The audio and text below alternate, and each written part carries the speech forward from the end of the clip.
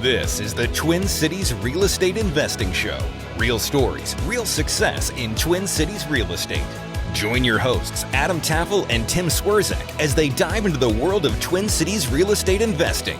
Together, they share valuable insights and practical tips to help both new and seasoned investors navigate the Minneapolis-St. Paul market. With a focus on relatable stories from real people, this show will empower you with the knowledge and confidence to thrive in your investing journey. Guys, take it from here. What's going on, Tim? Hey, man. We both have known Adam for a long time, and, both know his, experience level. And I think what you're going to hear through this episode is someone who's really refined his craft, right? If you're looking to understand St. Paul housing in any way, shape, or form, this is the episode for you. Yeah, Adam was my agent for years, and I worked with his company for years because I think they're one of the best in the Twin Cities, Bricks Real Estate. And he just gives some really great insights. On this episode, it's not so much investor focused, it's very much like home focused. Right. Building, like you said, but it applies to whatever. Yes. And we talk a lot about old properties on this episode, spend a lot of time. And guess what? If you're buying multifamily in the Twin Cities, it's going to be old. Yeah. So. And his insights are going to apply to Minneapolis as well. We talked about St. Paul, but absolutely they 100% transfer to both cities because it's more about construction and how they were constructed as opposed to in St. Paul they did this, but Minneapolis they did that. It'll apply to both. Yeah, well, this is one of the smartest dudes in Twin Cities real estate. Here's Adam. Investors, if a deal gets messy, call Network Title. They can handle the BRRRR, the 1031, mixed use, commercial, whatever it takes so you can close on time. Mentor of mine, guy who I really respect, Kirk Duckwall, says working with Network Title is kind of like having another personal assistant. That's how on the ball these people are. Network Title, complex deals made simple. Link in the show notes. Welcome to the Twin Cities Real Estate Investing Show, brought to you by Shook. Shook is the all-in-one platform to help you manage your rentals, built for real estate investors just like us. Shook has great customer service. Anytime I have an issue with Shook, I get to talk to one of the guys who's actually working in the software, not some random line of, support people who don't really care. I'm actually talking to the guys who own the company. So, at just $5 per unit per month, I think it's totally worth checking out shookrentals.com, booking a live demo. Check the show notes. We are offering a 20% discount. Use our code TCREI20. Now on to the main episode. All right, Adam Duckwall, what's up, man? We're rolling. Excellent. Glad to be here. How are you doing, Adam? I'm doing well, man. Thank you so much for doing this. My pleasure. Adam and I go way back. We do indeed. I was in my really crappy basement apartment on Cathedral Hill. What year was that? 2015 or 2016. Okay. And I had just discovered Airbnb. So I was not really paying rent in my apartment for the first time. The listeners of this podcast have heard this story a million times, but basically I finally had $3,000 in the bank for the first time in my life after being a bartender with $400. It's amazing. Yeah. It's like 3 down payments. Yeah. Yeah. And I'm like, I'm going to buy a foreclosure because I read some blog and said that was what you're going to do. And then on Zillow, it said foreclosure expert, Adam Duckwall. That's me. Yeah. And then we got connected and dude, yeah. I mean, you were everything that I could possibly look for. And I was probably everything you could possibly look for, at least the first time, because I think you showed me 2 houses. And the second one, I'm like, I like it. And you're like, well, you should buy it. I'm like, okay. That was Stryker, correct? That was Stryker. What was the house number on that one? 416. That's okay. Everything you need to know about being a realtor right there. You should buy it. Done. I have someone buying a duplex about a block over from that 560 Stryker. Right oh, really? In transaction right now, closing in a week from this recording. Yeah. Dude, Riverside, man. And I should have held on to that house. don't ever sell. Another thing you told me right away, you're like, in a perfect world, you never sell any house. Remember you telling me that? Absolutely. And then the other Adam Duckwall story I'll tell, I feel like this is really what cemented me to be like, you're the fucking dude. We were negotiating on my second house on Bayard, and we ran into one of those drill hole sewer systems. Remember this? Oh, absolutely. And we got like the highest bid we possibly could, like 23 grand. And then we argued that they had an old boiler too. The boiler probably worked fine. And we requested like a $30,000 price reduction. And they countered at 15. And I remember exactly where I was. And you're like, I'm like, what should I do, man? And you're like, and I was thinking about this today, telling this story. I'm like, you probably knew your client pretty well. You knew who I was. I'm living in this nice apartment. I don't have any kids or a wife. I don't even really necessarily need to buy this house. Maybe you give different advice to like a pregnant couple, right? Who knows what you do. But you said, dude, I think this is when you dig your heels in and you say you need this 30 grand off. And dude, 19 out of 20 agents would have just said, take the 15 so I can get paid and close this deal. And so we did. We dug our heels in. We got this huge price reduction. I ended up making like 100 grand on that house, selling it like 2 years later. Beautiful.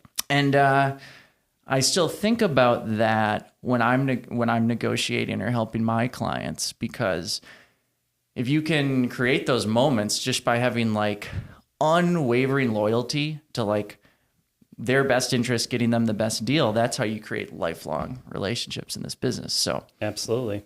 that's you, dude. I agree, but I would also say though sometimes your loyalty has to be they want that house and they're going to overpay, and that's okay, and you got to get out of the way, right? So there's both sides of the same coin, right? Yeah, that's a learning process. As an agent, you have to, and it can take a little while, but you have to realize this process is not about you.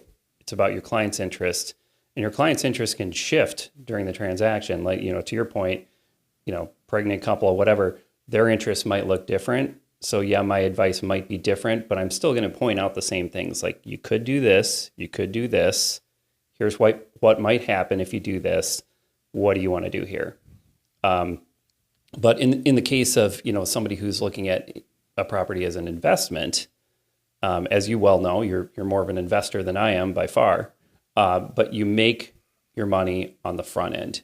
You can alter things. You can tweak things. You can make something better.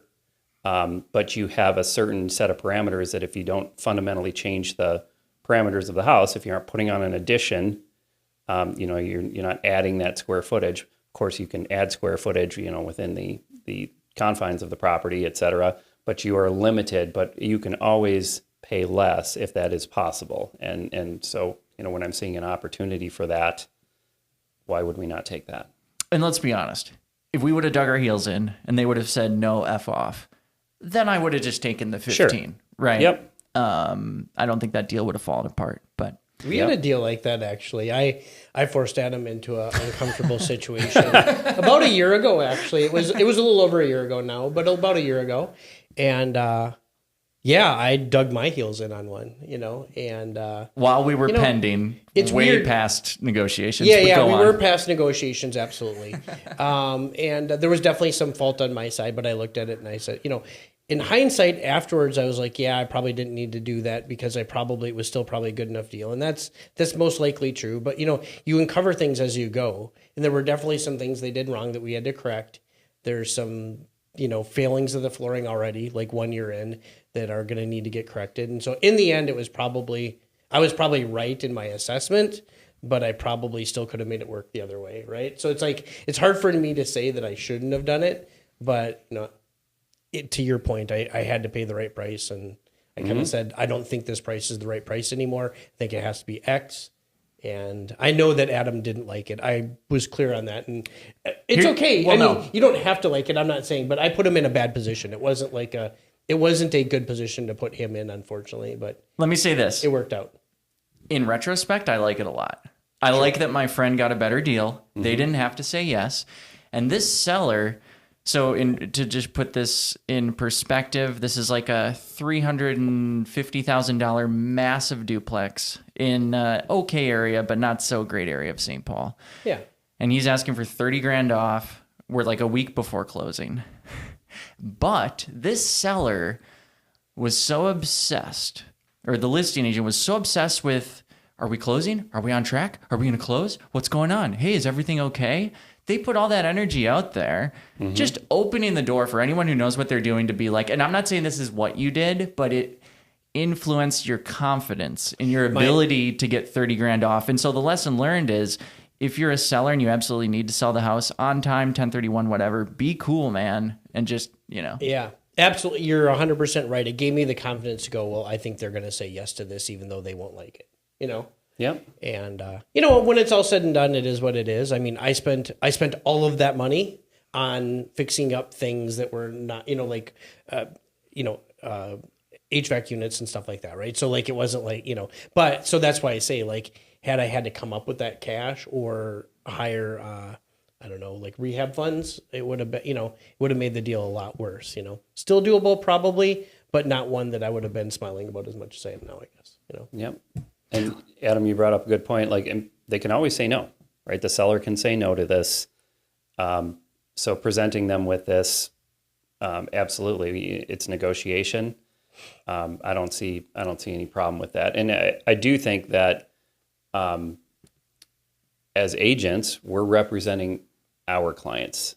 You don't have to be a jerk about it, but you are representing your client's best or your client's interest, whatever that may be. And if they're saying, I want another 30 grand off, well, how can we possibly do that? I don't feel good about this unless I get another 30 grand off.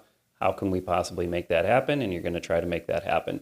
For me, like that agency, the fiduciary duty, if it's a day before closing and my client says, I don't want to buy this house, first of all, I'm going to say, are you sure about that? and then, because, you never know what's going on, what their motivations might be. Maybe they just had a bad day or there's something going on in their relationship. But whatever that is, doesn't matter. In the end, if they really don't want to buy that house, okay, what can we do to get you out of this? How can we do that with the least amount of impact? And now, can we get your earnest money back?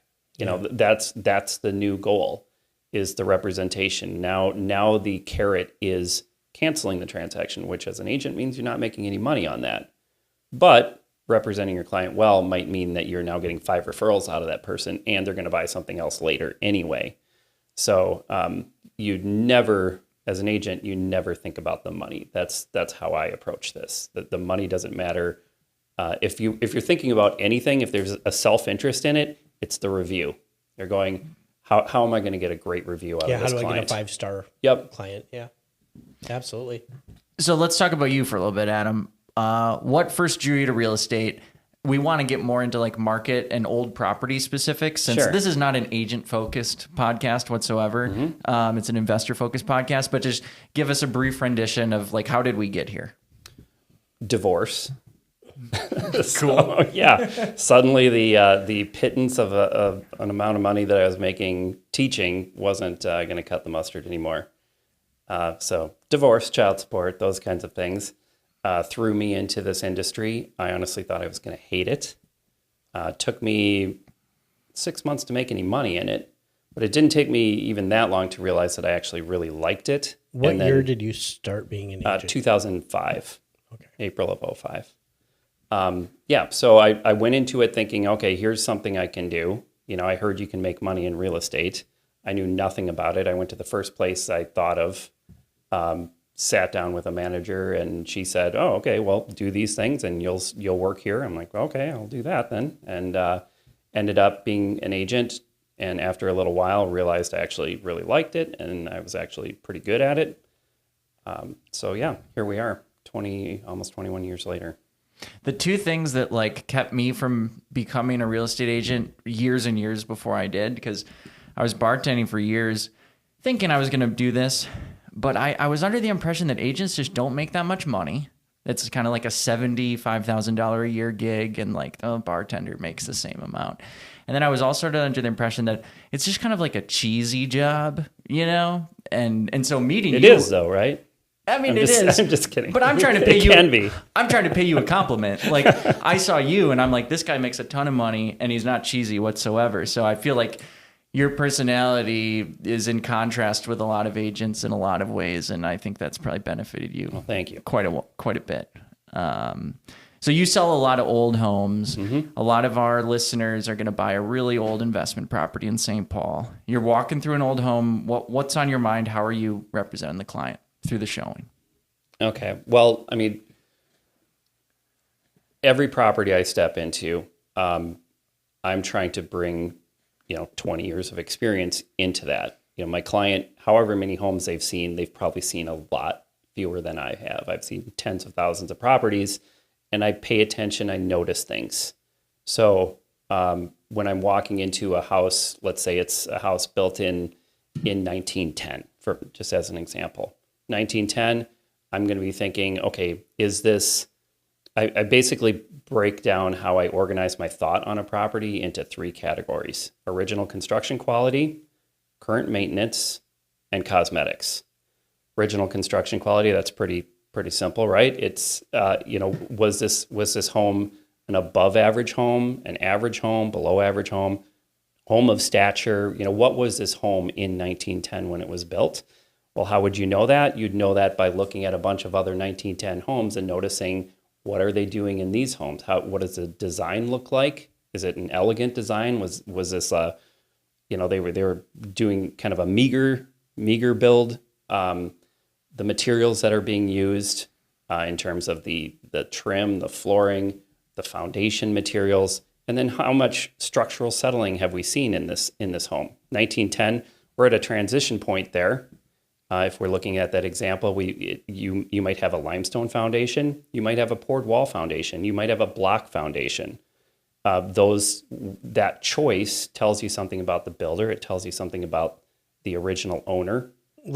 Let's step back a second. So Sure. what would the 3 different foundations tell you? I mean, I think that's useful, right? Sure. Yeah. So the limestone foundation, that's what would have been normal up until about the earliest I've ever seen a concrete foundation in a residential property is 1905, and that's pretty rare. Okay, Much more common around 1908. So if you're seeing something, for example, in 1905 and it's got a concrete foundation, wow, somebody's really out there on the cutting edge. That's going to be very rare. 1908, it's going to be a little more common. It's still probably going to be limestone. By 1910, we're probably seeing more concrete foundations. So if we're seeing limestone, they're going, we're just going to do this the old way, and it's probably a cheaper material. Now that at first they started doing poured walls. So a poured wall, of course, is what they start doing now or start going back to in the 1980s, and it's a preferred wall now. You can still get a block wall foundation now, but poured is better, right? I think we pretty much all agree on that. Mm-hmm. In 1910, limestone, they're skimping a little bit. Okay. Yeah. Okay. If it's a poured wall, awesome. Block wall, not as common.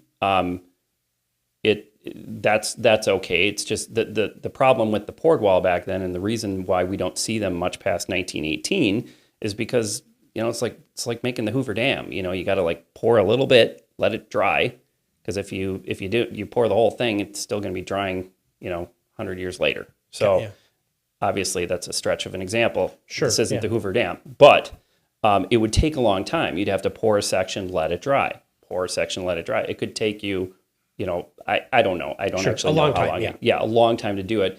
So that is setting back the building process. It's costly. They moved to block because block was a lot faster and easier, right? Okay. So just noticing the material tells you something. But before you even walk into the basement to look at the foundation, when you step into that house in 1910, you probably know what kind of material you're standing on by looking at the structural settling of the home. So whenever I walk into a home and it's extraordinarily stable, there's barely any flexibility or movement in that structure, in something that's 110 years old, that's probably a poured wall. Yeah. And if it's moved all over the place, that's probably limestone. And if it's kind of within the normal tolerance, it's probably block. Got it. Excellent. Thanks for doing that. Yep, no problem. Yeah. That said, you shouldn't look at a limestone foundation and go, this is unacceptable. Okay. Sure. There are great limestone foundations. I've seen homes of the 1880s where, that's going to be your only material that have had zero structural settling. And one should learn what are the tolerances of each vintage. Now, I would say 1880, it can look like the old Batman TV show, just all wonky, and that's actually kind of normal, okay? 1950, there's going to be no structural settling allowed in my tolerance. By that point, post-World War II, they know how to build foundations. So if you're getting structural settling in a 1950s house, 1960s, 70s, anything beyond that, run for the hills. That's a sign of poor workmanship, obviously, poor qualities. Exactly. Yep. Or something went wrong. Maybe there's a river running through the property. I don't know. But they knew better, and they didn't do it right, okay? Are there exceptions to this? Of course. You might have some amazing property and somebody put on some haphazard, addition later on, and that wasn't done well, but the original house was in good condition. So you got to look at everything. Don't take everything I'm saying as though it's the word of God, because it's not. Sure. But these are rules that I generally am going by. So anything in between the 1800s and 1950, you're going to interpolate there. You're going to go, okay, 1920s, there can be some, right? Early 1940s, very, very little.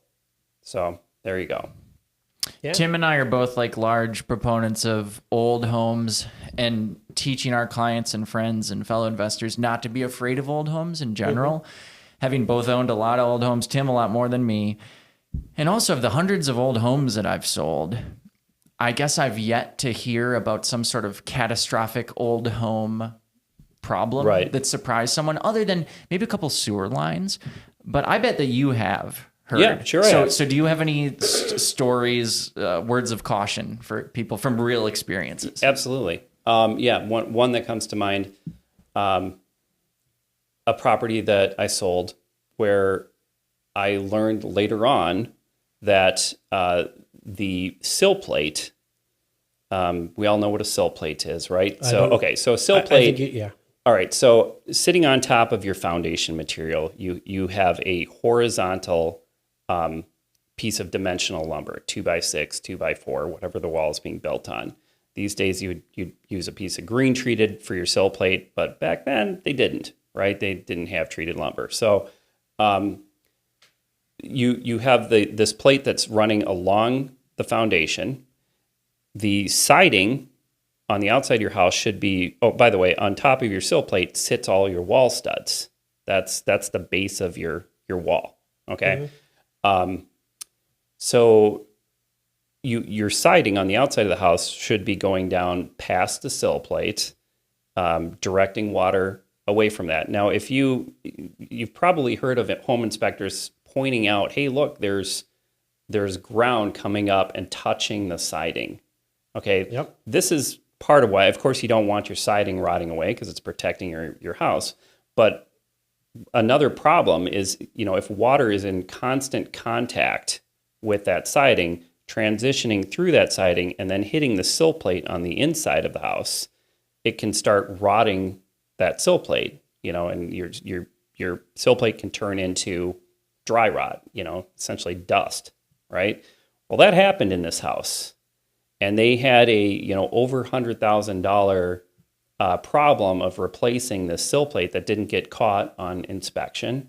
Wow. And so you'll be sure if you are showing a house with me, I'm going to be pointing out going, ooh, okay. I just showed a house recently up in Shoreview that had dirt all the way around the property, well up over where the sill plate was. Essentially, somebody put gardens, and of course, I couldn't see what was behind that dirt, so I don't know if, something was done 40 years ago to protect this.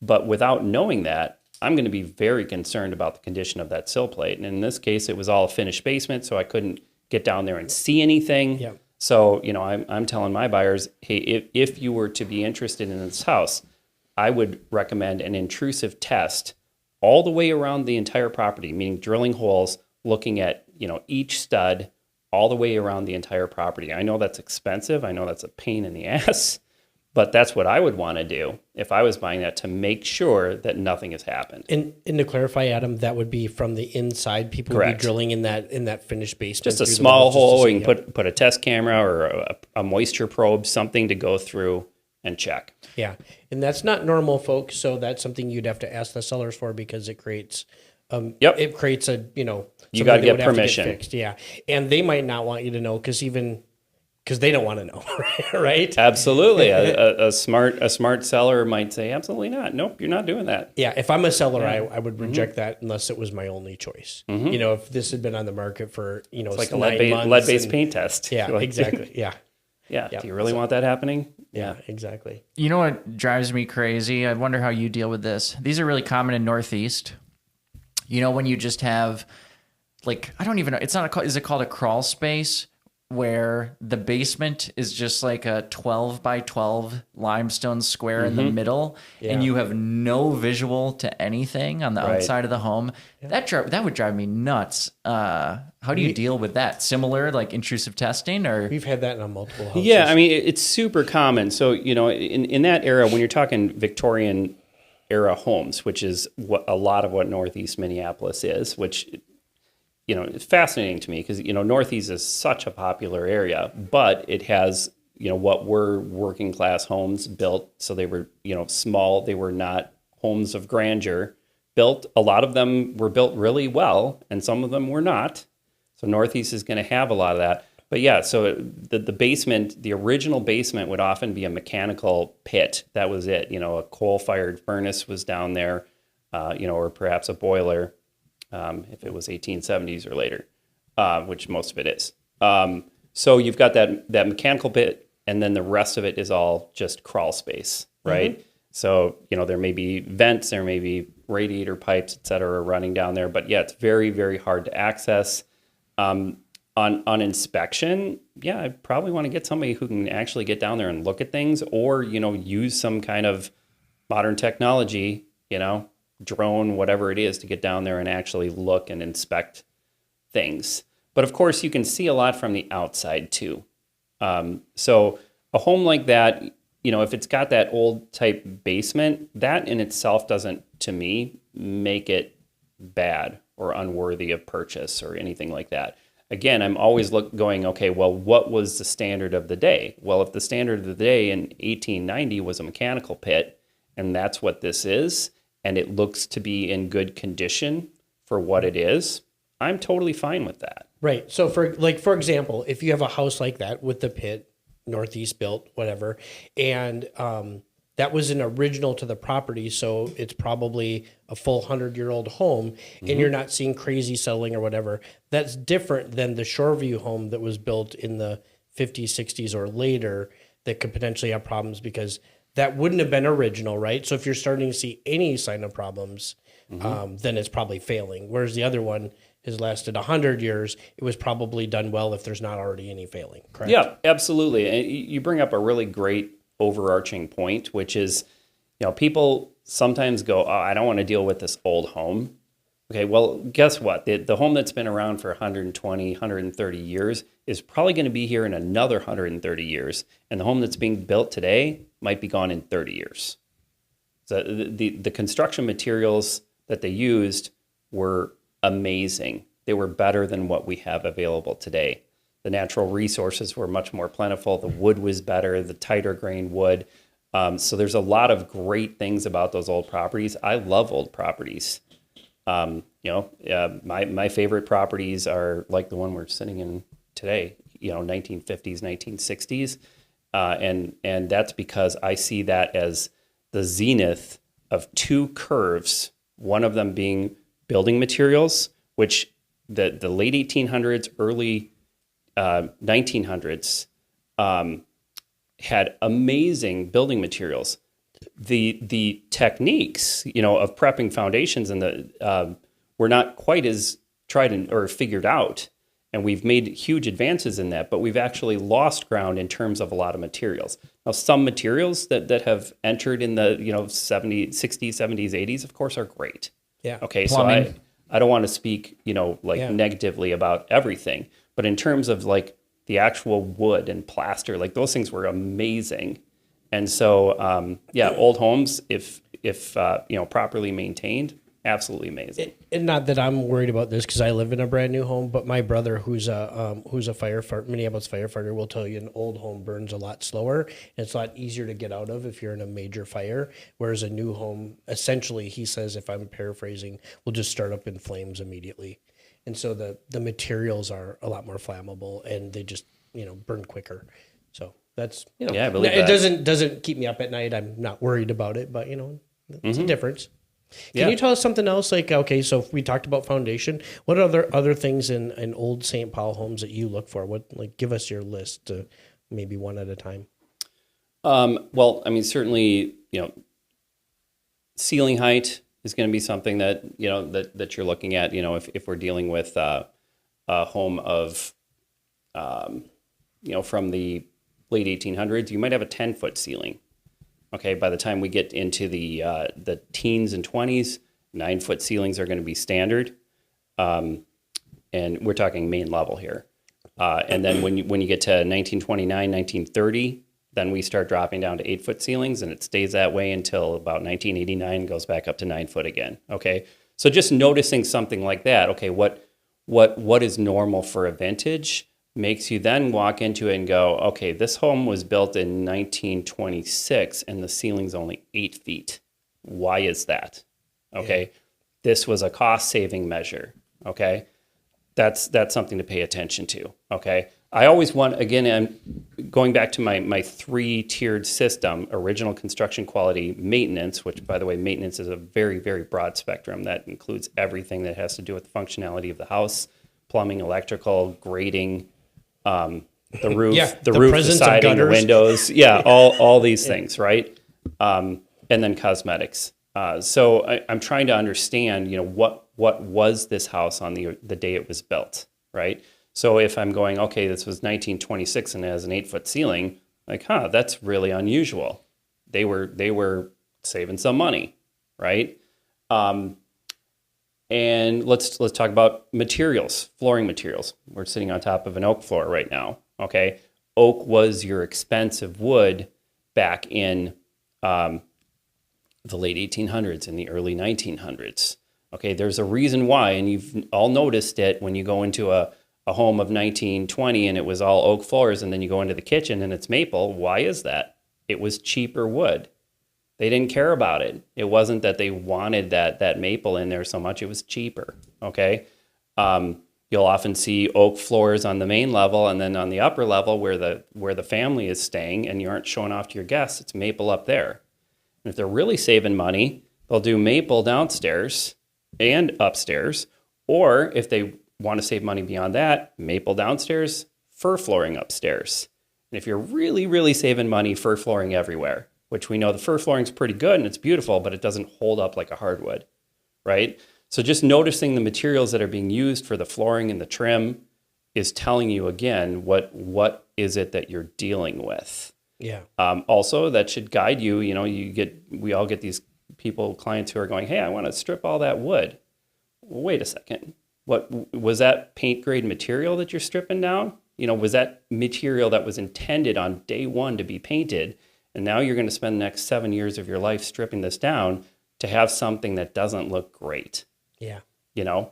Because in that case, you might go, well, why don't, if you really want the natural woodwork, well, maybe you just rip it all off and have a cabinet maker come in and mill it all and make it perfect and do it with actual, oak or maple. Yeah. Anything in the plumbing or electrical realm that you look for or educate your buyers on? Well, certainly, just noticing like how things are, like we know that the wiring that they're using, the outlets that they're using, the boxes and stuff are changing over time, right? So for example, a lot of us know about like Federal Pacific panels, which are stab lockers is another name for that. We know those things are faulty, that they cheated to pass tests to get their UL ratings. So, watching out for that kind of thing, obviously, but also then going, okay, well, if you're walking into a home of the 1950s and it's all two-prong outlets, a lot of people go, oh my gosh, okay, I got to rewire this whole house. Well, wait a second. Maybe you do, maybe you don't.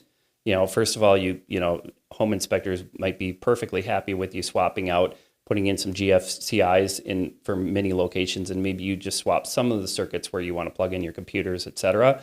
Or perhaps they used a hard conduit all the way from the breaker box to your outlets, in which case you can use that conduit as your ground, right? So you essentially can now get grounded outlets without having to rewire. So some paying attention to some things like this to go, okay, how much money do I actually have to put into this? As an investor walking around going, well, how much is this going to cost me? Rewiring an entire house can be very expensive.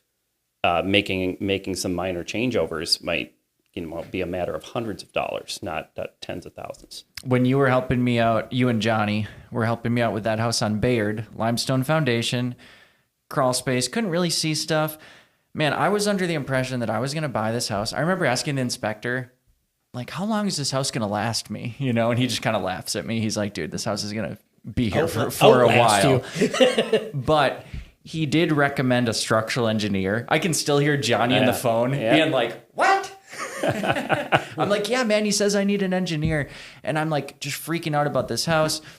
And I'm in the basement with like some old school dude that I met in Cathedral Hill who's renovated a million houses with his masonry guy who's just like this little, round man. And I'm asking all these questions about the foundation. He's like, kid, do you want this house? I'm like, yeah. He's like, buy this house, And I think that whole experience made me a better agent because I can really empathize with my clients, meet them where they're at with this total fear. Like, it's been standing here for 145 years, but once I own it, what if it falls over? Right. Like, that's such a real fear. It absolutely is. Yeah. The structural engineer thing, of course, I don't want to downplay that. And there are plenty of times where a structural engineer is absolutely the right thing to do to, bring somebody in to look at something. But it just made me laugh because when you're saying the home inspector said, get a structural engineer, most of the time that is code for, I don't want the liability of giving you my opinion. And so many times, they're just going, hey, this is above my pay grade. I don't want to say, and I don't want this coming back to me. And that is one of my pet peeves is I would just love, no, I'm not against having a structural engineer ever look at something. But having somebody go, here's what I think. Here's what I personally think. And if you want to, have a structural engineer look at that, that's a great idea, Correct. But here's my opinion because, as a home inspector, and I'm not a home inspector, but I'm, if they would say as a home inspector, here's my opinion on this based on the knowledge that I have. But I'm not comfortable with you relying on that. Maybe you should get a structural engineer. Well, and the problem is then the structural engineer is going to be even more afraid of liability, probably, than the inspector. Mm-hmm. Yep. Yeah, absolutely. Yeah. I've run into all of that, and I would agree with you. We've had 2 structural engineers over time, and one of them was because, I got it because we knew that it was an identified issue in a house that we were buying, and I wanted to be able to prove to future people that it wasn't a problem, right? So we got a letter. That's a great reason to do it. And then the second time was an investor client who bought a property of ours who was completely freaked out about, similar to what you were saying, was just completely freaked out about something that I knew wasn't a big deal. I'm like, okay. Actually, we didn't get the engineer. We made him pay for it because we knew it was so ridiculous. But we're like, okay, pay for an engineer. And, if you're not happy, you can get out of their contract. We're not going to hold you. Of course he did because it wasn't a problem. Something I like to bring up to clients when they're talking to inspectors is that you have to put things in perspective, right? I mean, if you're on Summit Avenue buying a $2.3 million house there's no way it meets code, right? It's going to fail almost every single test. So you need context when you're going to an inspector. Amen. And some inspectors are very worried about it because for the same reasons you mentioned, they want to point out everything so that you can't come back to them later and say, you didn't tell me about this. Yep. So they're some of them are very fearful, or they place fear in people that doesn't need to be.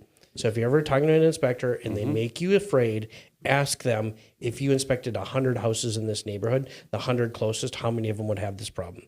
Yeah, no, that's a great point. I use the term alarmist. There you go. Yeah. Alarmist. Yep, absolutely. That's perfect. And then you also want to ask them, like, hey, is there any safety issue with this? Meaning, like, you know, is this something that I should be worried about, right? Yeah. Is another way to put it. Because maybe that first question unveils that most homes would have the same problem, but it's actually a safety issue, like maybe the panel or the wiring or something like that. That's really kind of a big deal. The last thing you have to go is, how much does this cost to fix, right? Is this a $1,000 problem or an $8,000 problem, right? And those three questions should be answered if you start getting scared. I'd love to shift gears a minute and talk about like market data, appreciation, stuff like that. You're one of the most knowledgeable people when it comes to valuing properties, kind of crunching numbers, really getting like granular with that kind of stuff, which I always appreciated as your client. I'm a brand new investor. I want to invest in St. Paul. What do you have to tell me about the market in general? What should I be wary of? What sort of neighborhoods do you like right now? Sure. Okay. So in terms of the market, looking at greater trends, of course, we can't predict the future, right? In terms of investing in neighborhoods, one thing I would say is, like, I'm not a believer in going, hey, this may down the road become some great neighborhood that you want to live in, want to invest in. If it's not right now, if you're not comfortable with what it is right now, I wouldn't be investing in it. Now, everybody's comfort zone looks very, very different. And so, you don't want to push people one way or the other, because you can obviously make good money in any neighborhood as an investor, and you can be comfortable living in any neighborhood as a homeowner. But I don't believe in going, okay, in 20 years, this is going to be something you'll like, because it may not. And in 5 years, you might be selling that property. So I do believe, never buy a house that you wouldn't necessarily be comfortable living in, because you might end up living in it. We know how life changes. Next thing you know, you're living in your investment property. I totally agree. And there's lots of investors who have made so many millions of dollars, clients of mine, in fact, investing in properties they would never live in. But I agree with the rule. I follow that rule. And I also think, like, I don't have a management company. All these tenants are going to have my cell phone number. So the type of person who'd be excited about living in this neighborhood is going to have my phone number. And that's another great thing to It's think funny. about. I'm going to disagree, because I actually think that, like, there's no chance I would live in any of my rentals, but that's because I'm at a point in my life that's better. I still think my rentals are safe and in decent neighborhoods, and I think there's a huge demand for my rentals. So I'm going to respectfully disagree. Oh, that's fine. I don't think it's necessarily bad advice if you're like a one-off and but if you get into it and you own a dozen properties, you don't need to, like, I have actually told people quite the opposite. Now, that's not to say you should be buying in a war-torn neighborhood. Like, I don't promote, like, buying in an area where there's heavy violence, there's lots of, theft, vandalism, those kind of things, because those are quite dangerous. And even now, I've got one property that I'll probably get rid of just for those reasons, right? And that's the other thing is, like,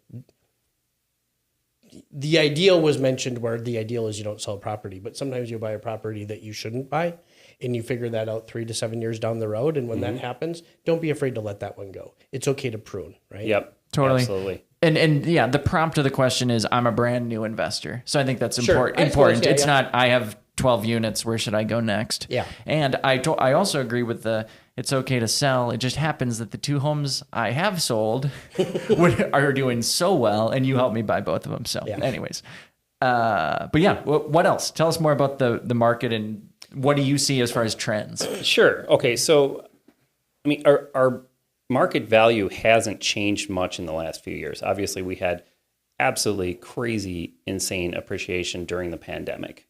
Between 2020 2022, 23 in there, it accelerated incredibly. And then it's been relatively stable. So I believe in making investment purchases that work on the numbers now, on your current numbers, or whatever you can make that property into now. Obviously you can be putting in capital improvements and change the numbers, but it works now, not going, okay, well, someday I'm going to be making money on this property. I want to be cash flowing right away. And you can certainly disagree with me on that because you're much more seasoned investors than me. Well, I think you can't. I do disagree. I think that to invest in real estate, you need to be generally like an optimist, and you need to see potential in things.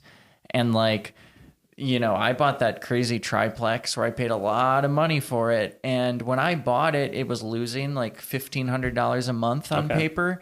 But, today it makes $3,000 a month. And that's because I'm like, this is undervalued. And I tweaked a few things, but didn't really do a whole lot. So I do really coach clients to forget the current rents in the same way that you forget list price, right? When you crunch numbers and look at the comps. I 100% agree with what you're saying, because that's a capital investment change. Like if you're seeing that this is under rented, that the market supports more than this, well, that's ideal. That's what you want, because you can go in and make the purchase and make the case for the lower purchase price based upon its current numbers, knowing full well that you're going to wholly shift those numbers immediately or over time, but essentially based upon what it is, not going, well, someday the rents are going to be higher than what the market is bringing in right now. If you're looking at the market now going, this is under rented,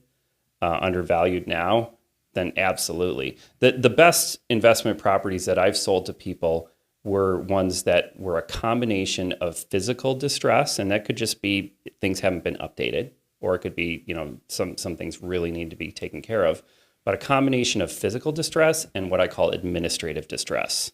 And that is short sales, foreclosures, estates, anything where there is something that is making that property worth less money that is magically removed by the sheer act of buying it. So I love when you stack those two types of administrative and physical distress. That's where you can buy a property and suddenly you're cash flowing tons of money right away. No one's going to disagree with that statement. Absolutely. Yeah. Going back to both your points, I think you both make good points. I favor more what Adam was saying, but really We're both Adam. I'm sorry, you're both Adam. Tafel was saying in that, going back to your triplex, you brought it up to me. We talked about that one candidly before you bought it, and we both saw what I would call the path to the successful thing. So going to Adam Duckwall's point, you mentioned today, and I think I would just revise it to say a path to to where you can see a clear path today that's achievable, that's not fair enough, yeah, that's absolutely not hope based, right? Hey, I know that if I do this, this, and this, the other comps in the neighborhood support it at its current condition. There's no way it would do that, but in the future it will, because I'm going to add this bedroom. Absolutely, I'm gonna, fix up this kitchen that's really gross, that's bringing the rents down or whatever it might be. Mm-hmm. And I'm interpreting what you're saying is, don't just be well, this is going to appreciate and the rents are going to appreciate. That's basically what I'm saying. Yep. Yes. Yeah. We can get behind that. Although we both think that rents will appreciate for sure, especially with rent control. Yeah, and I will say this, that might be a reason why it's a long-term thing, right? So in the current market, for example, if you're looking at it today and you're assuming rents will never go up, and it's would I make this investment if rents never go up? I think that's just silly. If that's the way you're going to analyze your investments, you're wholly mistaken, and a lot of people are going to become millionaires and multimillionaires while you sit on the sidelines. Absolutely. With your spreadsheet. So there's that, I agree. Realize it will happen, but it should make sense today at a base level, right? Yeah. With the, And I would say, going back to, earlier, when you were talking about what does a new investor need to do? Advice I would give to a new investor is your first property has got to work. And this is why you work with the team that you're listening to here. They know what works, and they know what works right now, and whether something is going to take, a year or two to work, and what kind of investment goes into it. if you are that new investor and you're buying that first property and it's a dog and you're losing money, guess what? You're not buying a second property, and that's in nobody's best interest. Yeah. Everybody wants this to work for you. So true. Absolutely. Of and course. you need it to work. Yep. The number one trap that new investors fall into is focusing on the spreadsheet and the numbers and thinking that like cheaper is safer, when it's like those cheap dog properties are the ones that make you never do this again. Absolutely. Almost what I was going to say, just with a different spin, is like, I think I think too many investors on their first property try to hit all the boxes, right? So for example, they're going to try to get a rehab property that's got huge value add. It probably has some administrative issues, right? And all these other things. And they don't even know how to be a landlord yet. They might not have ever bought a property potentially, right? Right. And so what I think you need to do is limit all your variables and buy a safe one. It's not nearly as profitable as your next three, but it gets you in the door. It works. It's what I would call a base hit, right? Yeah. And that, I think most people should buy a base hit on their first one. Yeah. I mean, by all means, if you can get lucky with a little bit of light rehab and value add, by all means, but don't overcomplicate the first one. There's plenty of time for that. If you look into the commercial realm, in commercial, they talk about cap rates all the time, right? And capitalization rates. And the newer that building is, the less maintenance, the less crap you have to deal with, the lower the cap rate is going to be on that, and everybody accepts that. It's in a world that is all about money, which is commercial real estate. They go, yeah, that's fine. It can have a low cap rate because I don't have to screw with it, right? Yeah. And if you're going to have a dog property, with tenants that are going to be constantly rotating in and out, and constant maintenance issues, well, yeah, you better be making a lot of money on it because it's going to suck up a lot of your time. So you could pretty much live anywhere in the Twin Cities. And I don't know if this is an exciting question or not, but will you tell us about your personal home and like why you chose it and when did you buy it? Yeah, so I'm actually transitioning there from one home to another right now, but just bought another one, closed on it last week. But Congrats. Thank you. So the home that I've lived in, though, in Mac-Groveland, I bought it when I first got into real estate. I bought it as an investment property right when the market crashed, right before it did. So this is like in late 2005, I bought it, previous peak of the market, thought I was going to flip it. I was a brand new real estate agent, already had another house and a cabin. So, and no money because I wasn't making any money yet. And I just thought, okay, I'll buy an investment property. And then the market crashes, and I figured I'm better off moving into this one and selling my other one. I will lose less money. And for a good while, the value of that property was significantly under what I purchased it at. However, I purchased it in a neighborhood that I loved. And as a result, I stayed there for 20 years, raised my kids there, had my family there. It was amazing. Absolutely zero regrets. And now the property is worth significantly more. So yeah, that's what I bought. And can you be a little more specific? What part of Mac-Groveland and? Yeah, so a couple blocks south of Grand Avenue, close to like Green Mill, that area, close to Hamlin Avenue. And yeah, just, walk to Kowalski's, walk to Dunn Brothers, just amazing. The people that had my house before I had it lived there 47 years and never owned a car. That's the kind of neighborhood that is. That's pretty amazing, I think, these days. That is pretty amazing. 20s craftsman? Yep, Nice. exactly. Yep. Just, of course, all the things I talk about in terms of the structure, the original construction quality and maintenance. But it was orange carpet everywhere, pink wallpaper, painted over wallpaper on every surface of that house, including the ceilings. Oh, my. So, I could see the woodwork, I could see all this stuff, but yeah, I had a lot of work to do there, but it was a gem. And where are you going? And tell us about how did you make that decision? So for a long time, I've wanted to move out to Stillwater, and finally found the right property, and paid a lot more than the list price to get it.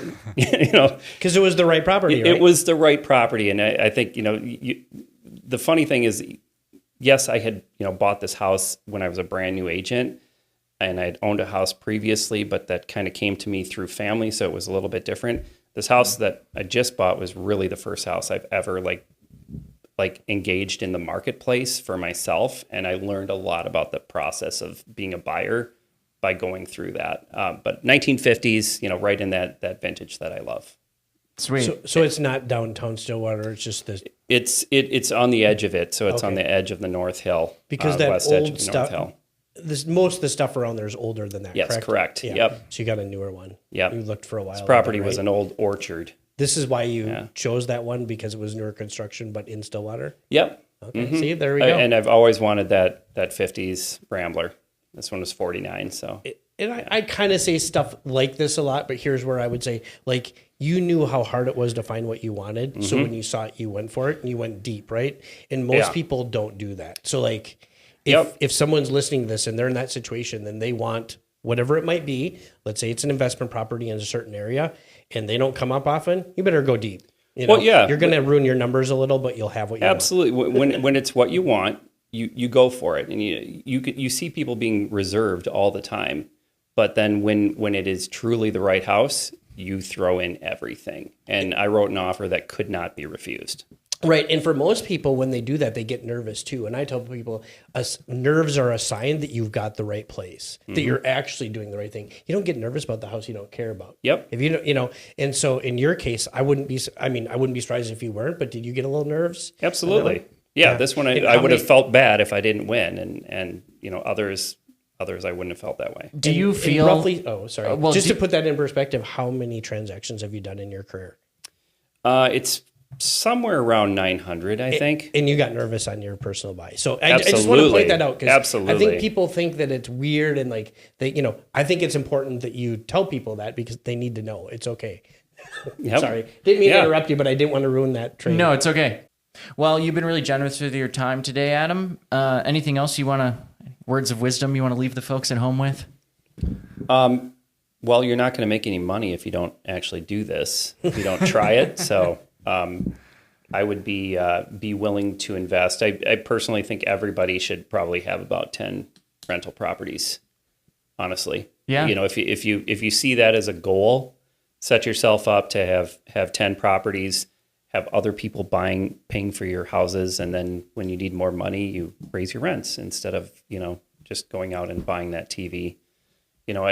Real estate investment is such a powerful vehicle. I fully believe in it. I think it's a great thing to do. Just do it wisely. Do it with people that you trust. Awesome, man. Well, if I win the Powerball and I stop selling homes, you'll be my agent again. We'll keep going. I'll be hanging on to that. You just possibility. Keep your fingers crossed. Yeah, right. It'll be like we both won the Powerball. Yeah, perfect. I'll just buy the tickets for you. Because you're going to buy a big old fancy house if you win the Powerball. Yeah, exactly. Good point. Perfect. You'll cash in on that. And then 7 years later, you'll be selling real estate again because you won the Powerball. Spend all the money. All right. Thanks so much. All right, perfect. Thank you. See ya. Well, what's going on today, Tim? Whew, lots. Busy day. But I think you got some showings coming up today, don't you? Yeah, I'm looking at a couple distressed properties. One in Northeast, 3000 block of Tyler, and then one in North, and I Queen Avenue. I don't recall the exact block off the top of my head. The one in Northeast is 260. And it's going to be like a post-war that needs maybe $50,000 in cosmetics, maybe with an ARV of 4. That's what I'm hoping. Okay. And then the one in North is 160. And what are the plans on these? Well, are these I don't know. Flips or rentals, or you just want to see what's available? I might have a client. It might be me. If somebody has a distressed property, I want to see it. So that's what I'm doing. But this one that we're looking at, I actually put one of these distressed properties under contract the other day. Yeah, you told me this is you said stinkiest house I'd ever been in, I think, right? Or the grossest, I forget. But you'd say I'd never been in a house this bad. It's so gross. And so I'm playing a walkthrough right now. For those of you listening on YouTube. Have you already started it? I've started the walkthrough, okay. Yep. So for those of you watching, if you see me staring at my phone, it's because I'm watching the walkthrough on my phone. Yeah, so I'll tell you what. The first bid that these guys got to remove the trash alone, Tim, was $15,000. So that's how much trash is in this house. I was able to wrap the trash bid into the greater GC bid. Yeah. And so I'm getting it for Much less than half, but not a whole lot less than half. Yeah. Well, I'm paying $6,000. My gosh, I mean, it's got to be 3,000. Well, isn't a dump? How much is a dumpster now? 500 a piece. It's got to be 4 dumpsters, right? 2,000 in dumpsters. Maybe even 5 dumpsters. We're ordering 4. Yeah. 4, and then what are the odds? And then you never know. Yeah, Miguel and his trailer are going to probably be working overtime. So this is like a 1915 build in Bryn Mawr. So that's the first thing that attracted me about the property. Bryn Mawr is... Oh, is that going downstairs, huh? I'm sorry, I'm behind you guys. Yeah. Well, I'm just talking about the property. Bryn Mawr is just one of the... I wouldn't even say hidden gem. I guess it's pretty well known. Just one of the coolest neighborhoods in Minneapolis, I think. Like, okay, when I go to this house, neighbors come out to meet me. They're friendly. Like, it's just a really, like, tight-knit community. The southern tip of North Minneapolis. Correct me if I'm wrong, but isn't it like almost poor man's Edina too? Isn't it like really on the edge of Edina as well? Maybe it's a poor man's St. Louis Park. Okay, that's how it is. It's on the north side of 394. Okay. But yeah, there's a lot of trash everywhere. Now, what I think, as you walk, you see some of that teal tile in the walkthrough, Tim. You see a lot of untouched woodwork in this walkthrough. There's LVP floors on the main level. And there's how did they get those in? Yeah. This is crazy because this takes years to get to this level. This isn't a couple months, you know. But I just think that we're going to... Okay, so shout out to Claire Johnston of Min-Century Mod. You guys want to follow somebody cool in the real estate space on Instagram? First, follow me, Adam Tafel, RE. Then, and I will be posting about this project a lot. Follow Claire. Claire has built a brand of DIY investing and really preserving like historic aspects of home in inexpensive ways. So Claire needs content to shoot for her channel. I need someone to help me with design. So for example, we're going to save these bathroom floors. So you two are going to like team up on at least the marketing of this together? Is that what you're saying? She's just helping me make some design decisions. Yep. And then I'm allowing her to shoot for her channel. Yep. Okay. Yeah. And so that's fair. Like I guess I'd call it marketing, but okay, cool. Yeah. I'm not like, I guess I'm benefiting because the house is going to look really cool. Yeah. And she's benefiting because she has content. Yep. She has content. Yep. I like that window. It's got the cool stained glass window when you're going down the stairs. And most of the woodwork, dude, is in good shape. Yeah. You see It's the got a really tile cool I'm banister. talking about now? The cabinets go up to the ceiling. And then as I walk through the kitchen here, you're going to see there's other untouched wood cabinets. Whatever. There's... I think we're actually going to be able to preserve a lot about this home. It's almost impossible to see the flooring. Yeah. Well, it's so covered, but yes, I can see little bits. You know? And so I've bid this project, and I think you guys get it. Okay. It's a really gross house. So this is the scope of work. I bid it as if I'm going to put brand new wood floors on the main because I'm not going to assume there's hardwood underneath. And the condition could be Cat PE or whatever, right? It's probably really bad. And we might even have to like paint kills on the subfloor. It really depends. It's possible. Ozone machine. You know, I talked to one of our wholesaler friends because I've never bought a house this stinky. And I asked him, like, have you ever bought like a hoarder house you could barely breathe in? And he's like, oh, every week. So I'm like, okay, so I don't have anything to freak out about. He's like, no, you'll be fine. Like that feels good. I budgeted for like half a remodel in the kitchen. Because like I said, I think we're going to preserve the cabinets. Yeah, okay. I think I'm going to be doing a lot of plumbing repair. I think I'm going to be doing new, surfaces, cosmetics in the kitchen, but keeping those original cabinets. Upstairs bathroom, I think is going to have to be completely replumbed, but we're going to try to save the floor. And then we'll probably have one tub at a time, just resurface the tub. Okay. So all new tile on the floor, but all new tile and plumbing fixtures other than the tub and the floor in the bathroom. Refinishing all the wood floors upstairs, painting the whole place. things that you're not seeing in this video, some soffit and fascia repairs, a couple thousand there. I got to remove a big tree that's growing into the garage. All in all, I'm spending what I hope to be about 50 grand on renovating this house. Purchase price is $187. And so right now, if you're watching on YouTube, you're seeing me type into the MLS, Cedar Lake South. You paid $187 is what you're saying. Not I'm paying $187. Yeah.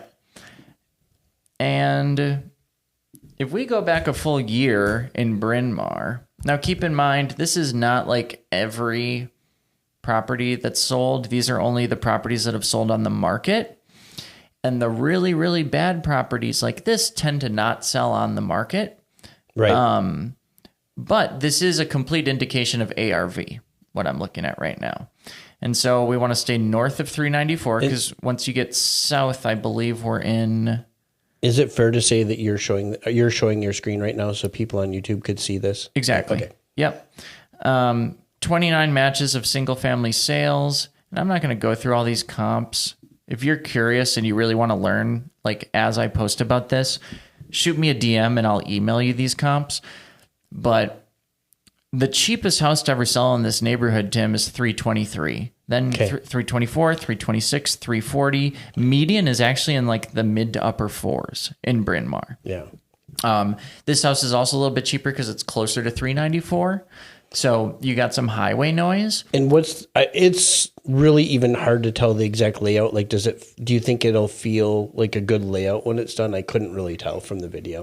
Yes, it's going to be a great layout because the main floor is very open. Okay. It's got a formal dining room and it has an eat-in kitchen. Okay. So if you can check those two boxes, plus you have a substantial living room, you're going to be good, especially in this price point in Minneapolis. And when you say close to 394, how close are we talking? Are you talking like road noise every night, or is it like just kind of close? Road noise all the time. Okay. All the time. Not when you're inside your home. But if you're outside. Not even, but here's the thing. But I live in a neighborhood like that, and by the way, it doesn't bother me a bit. And my parents live even closer to the highway than me because I moved them.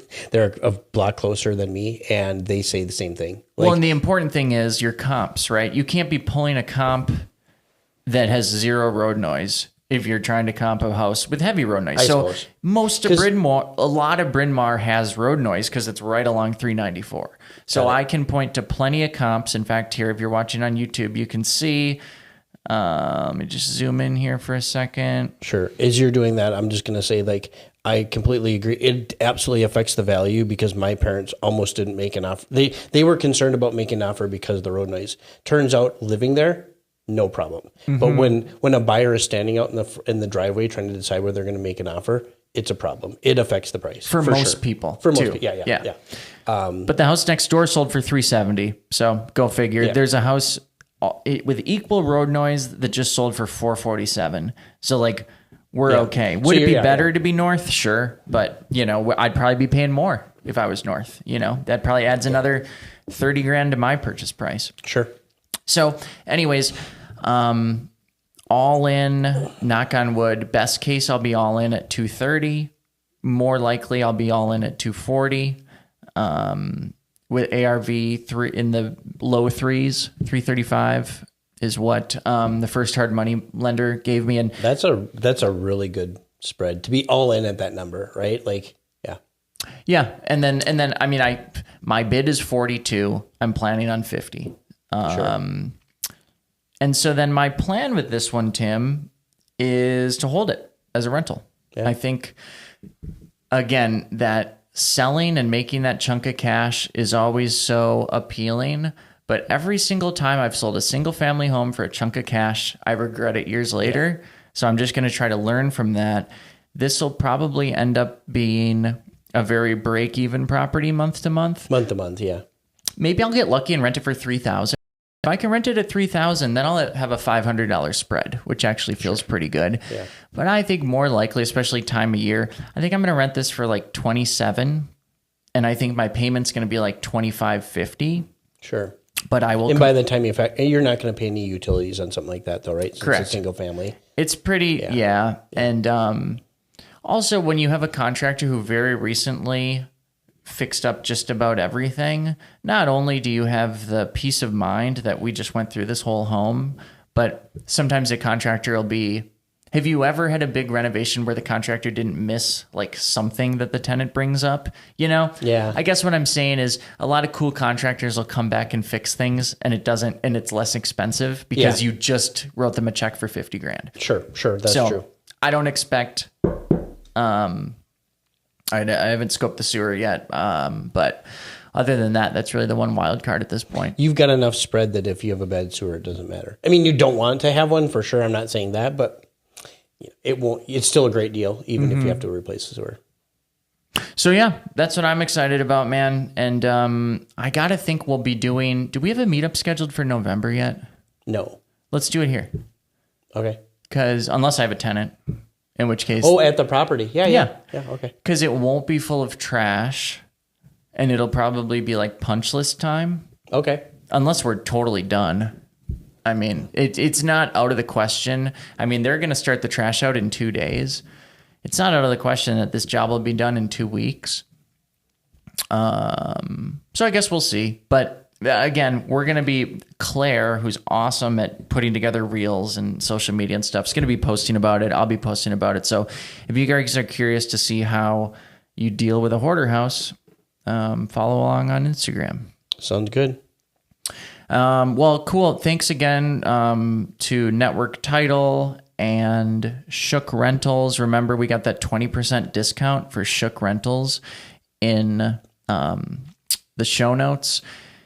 Oliver has been onboarding more of my properties recently, and those guys really do it. It really is white glove onboarding. Like, it's been super, super easy. Yeah, like you send them the lease and the contact information, and then they tell you when it's ready. And the tenant's contact. And it's the owner. There's two owners, by the way. And so it's the two of them usually doing the work more often than not. And they'll call you and they'll talk through things and they'll say, so it's very, very personal, and they want you to be happy. And they're still tweaking the product, so they encourage feedback. They've made multiple changes because of feedback Nicole and I have given already. Cool. Yeah, and thanks again to Network Title as well. Just did a deal with them. It was seamless, happy clients, and cool. Thanks for listening, everybody. Please like and share and subscribe. We're trying to grow this thing, and we really appreciate it. See ya. Bye. That's it for today's show. You can visit the TwinCitiesRealEstateInvesting.com website for show notes, tips, tricks, and other local real estate investing information. Adam and Tim would like to meet with you. To schedule a one-on-one meeting with either Adam or Tim, go to TwinCitiesRealEstateInvesting.com/schedule.